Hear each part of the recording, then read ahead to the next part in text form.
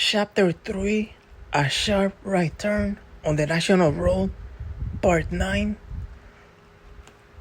So, on the fall of 1979, Stephen had remembered other events from his experience that included an examination by the aliens.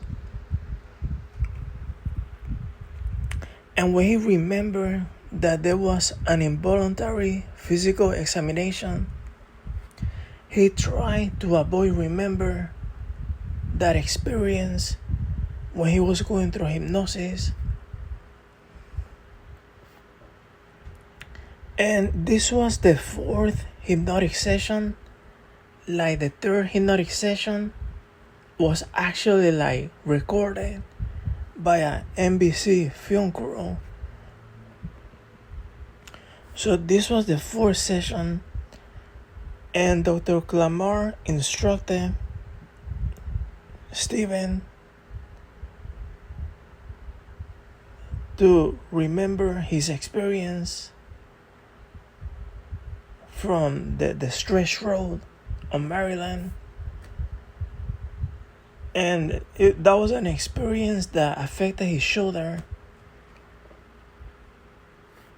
And his memories began when he stood beside his car and was facing the white-skinned creatures, which were the aliens. So he sees like a long clamp thing. That's the way he describes it. And there was like a joint. It was some type of mechanical thing. And there was like a joint. There was like a joint in the middle, like an elbow. And it was almost like an arm. And it was around his shoulder. And it was connected to something. And according to Stephen, that something looked like a flying saucer. And they're standing there in the middle of nowhere. And they're watching him. They're standing there watching him. And one of the beings starts motioning. And then he starts walking past Stephen to his right. And then he goes to the back of him. And he's looking inside something. And at this point, Stephen could not move. He wanted to, but he couldn't. And his back hurt.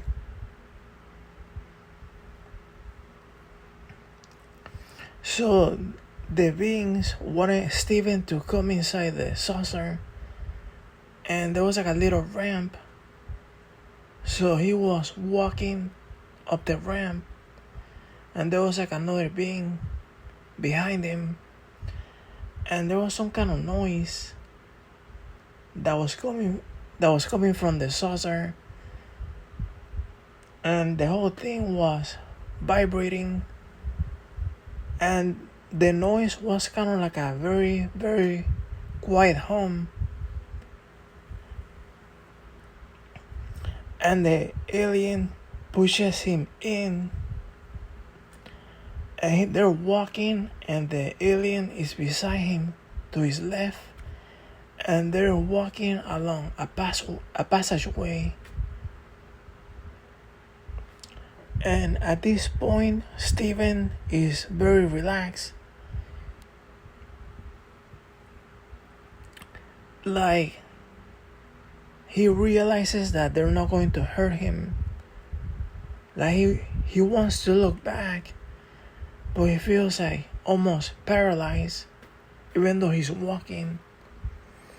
And he's just very relaxed, very calm.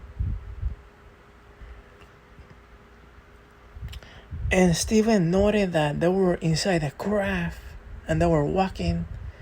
But he mentioned that from the outside, the craft seemed very small. And when he was inside, the craft seemed like bigger. He just got the impression from the outside that there wasn't going to be much room once he went inside So they're walking and they go the wrong way, and it seems like the alien doesn't know which way to go and which way they're going, that he doesn't know what to do. So they get a little bit lost, but eventually they go into a room and the door closes behind them. And this room is all white. And they put a thing on his back. And he's sitting on a table in the middle of the room. And this room is really big and it's curved on the inside, and everything looks very whitish, very white. He uses the word whitish. There are many beings, but there are two guys that seem to be running everything. And that's the alien that was walking with Steven and another alien. Then Steve looks to his legs and he realizes that he doesn't have any clothes on.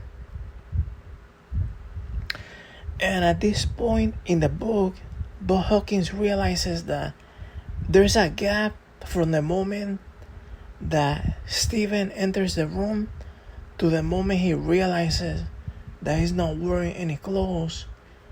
So there's a memory that is missing. So the hypnotherapist asks Steven, "What are you wearing?" And he says that it's kind of like a wrap diaper that is very soft. And he also says that there's a thing over his head that is coming out of the ceiling. And he has kind of a bulbous head at one end, and it looks like an insect, and it's twice the size of Steven, and it's 9 feet long and 3 to 4 feet across, and it's some type of machinery, some type of gadget that is really intricate. And at one end there's kind of like a needle. It looks like a fancy ray gun, and the machine turns so that the needle part is pointing towards Steven, and the machine is running along the bottom of his back, and he's just sitting there, and they put it against his back, and it hurts.